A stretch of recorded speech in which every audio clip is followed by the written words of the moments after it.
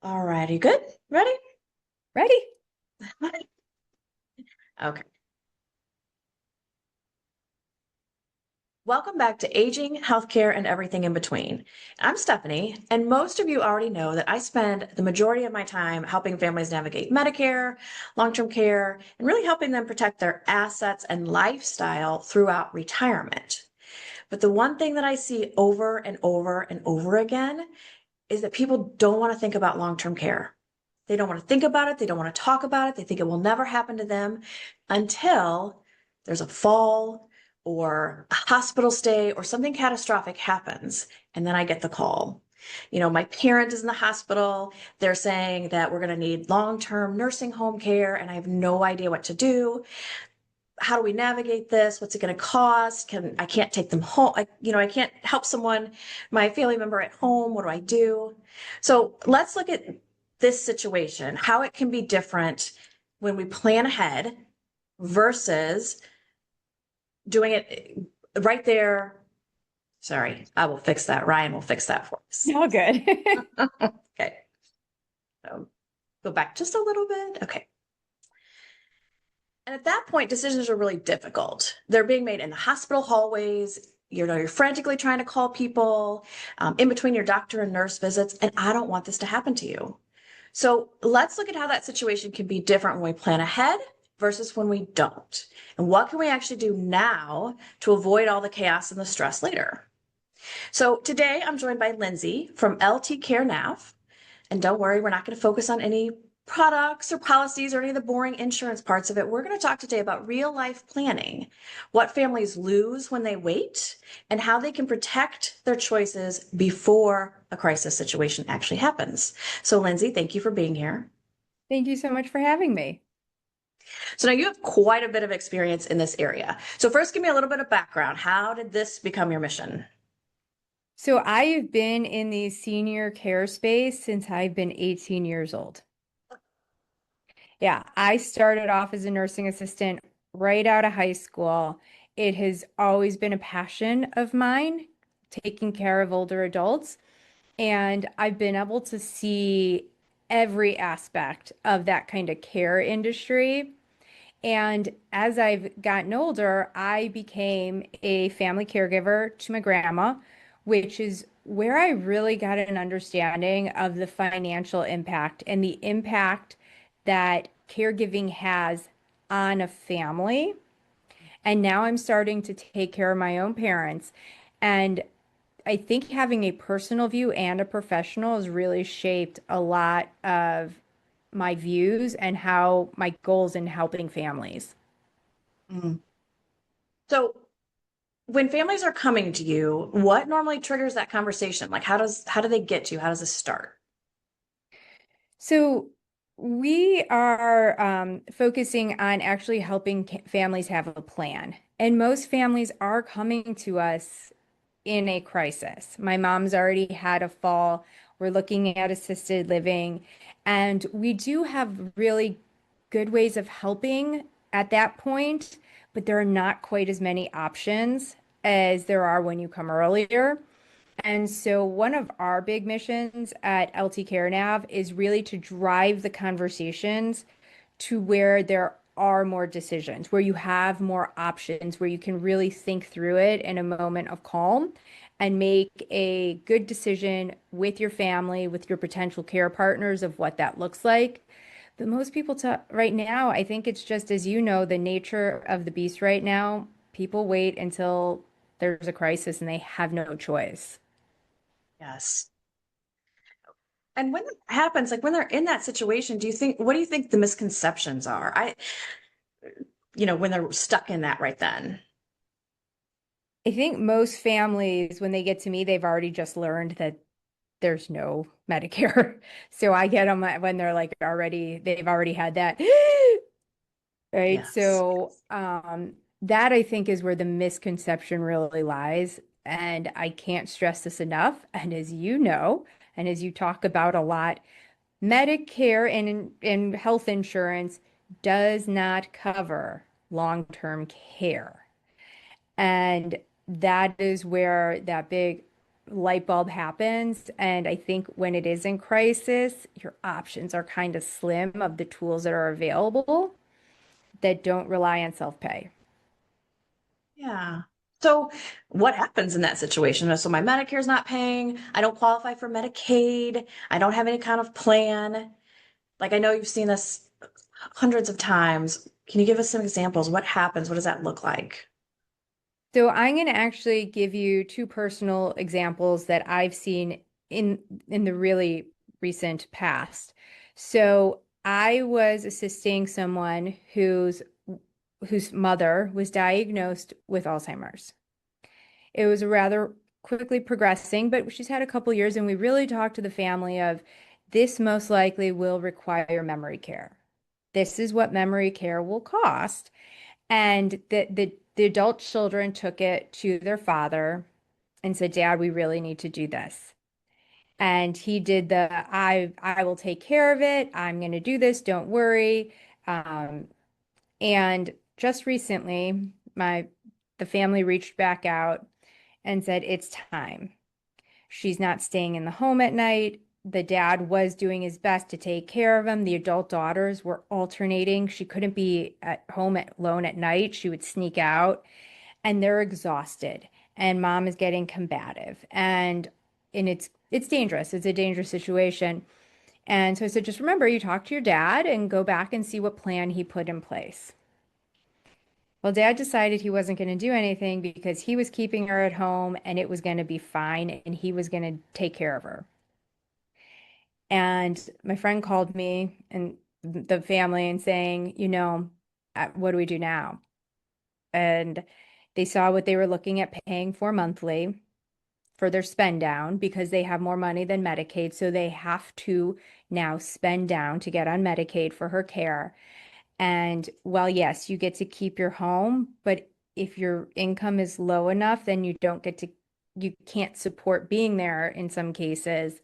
And so dad now has to move in with his adult children, which was never his plan.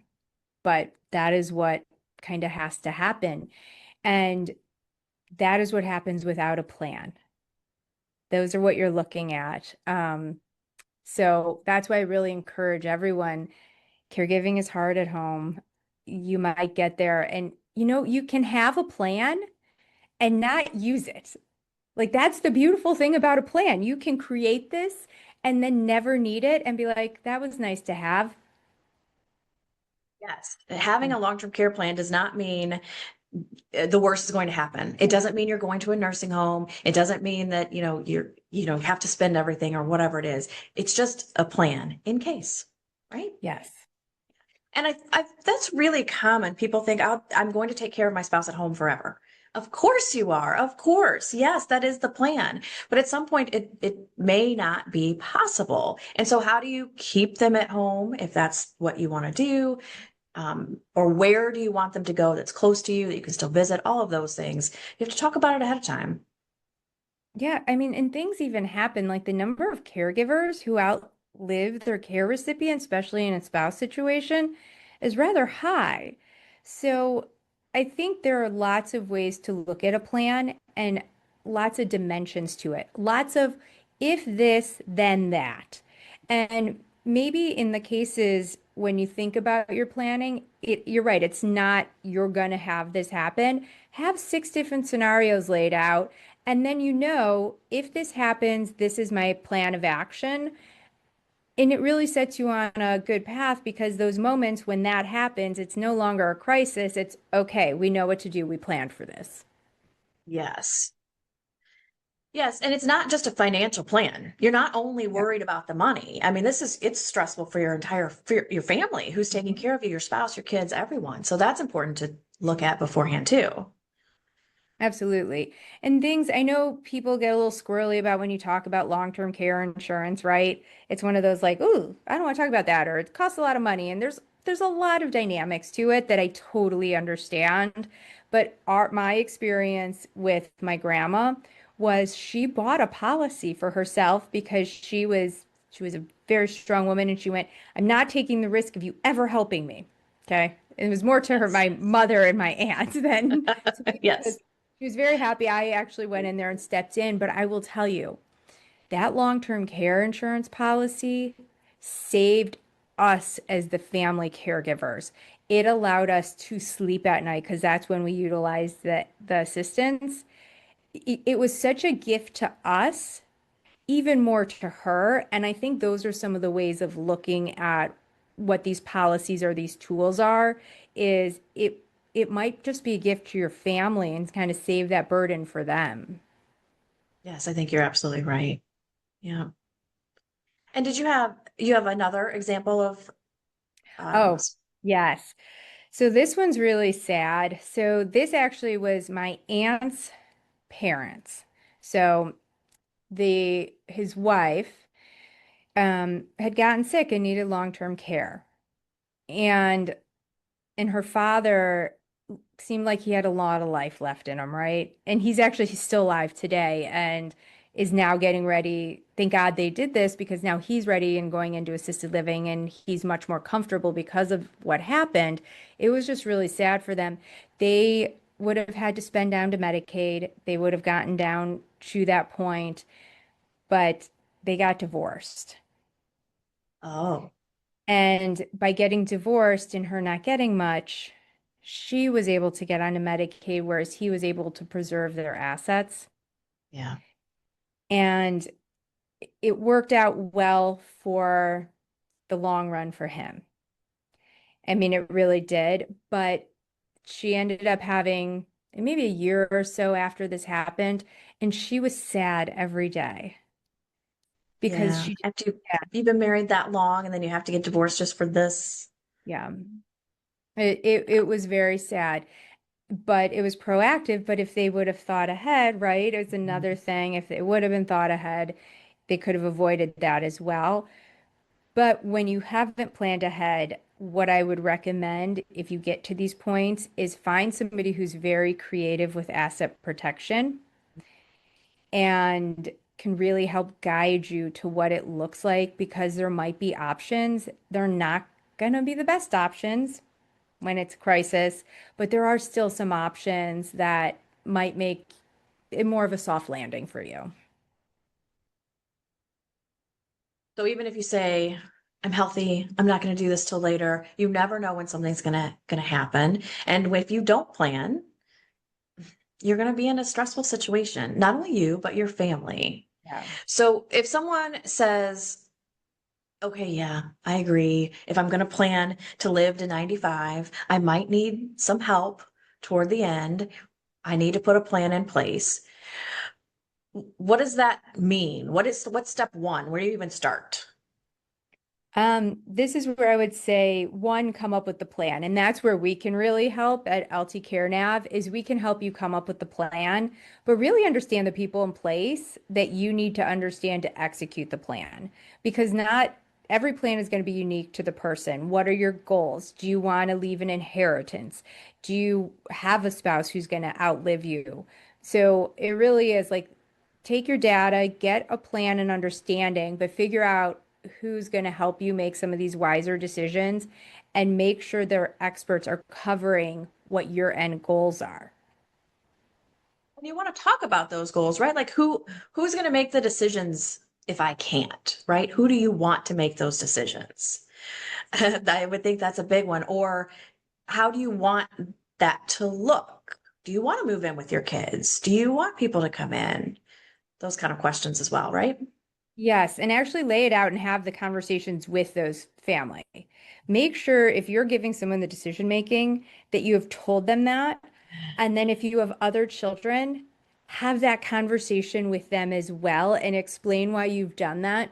Because I think as even just as a parent on my end, but don't you want your children to the siblings at the end to be able to have conversations and not to fight?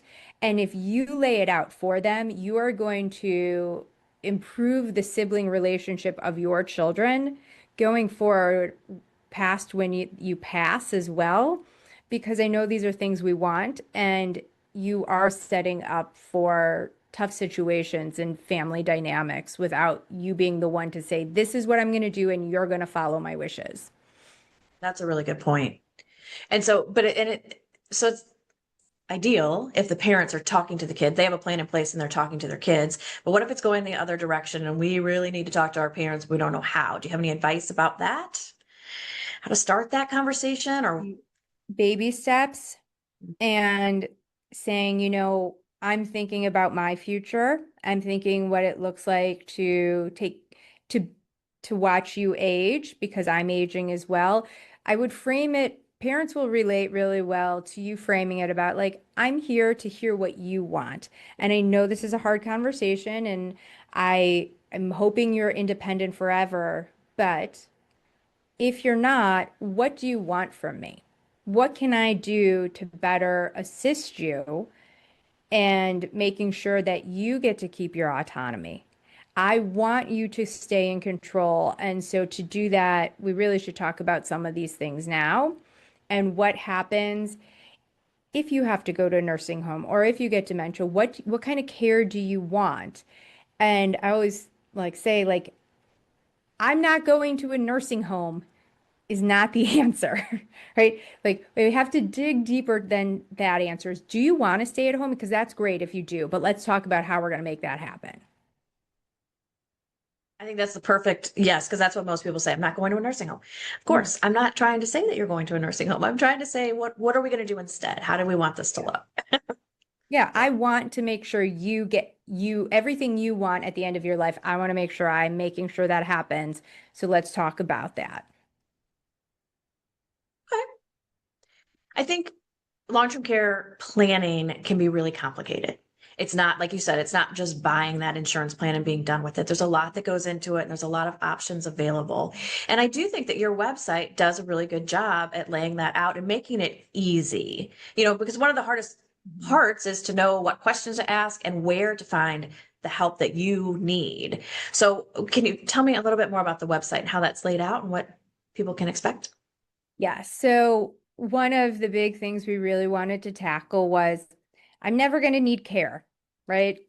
And the way we did this is we actually create care trajectories, meaning we take your data of where you are today and we run it against public health data of what that looks like over the next 10 years, realistically.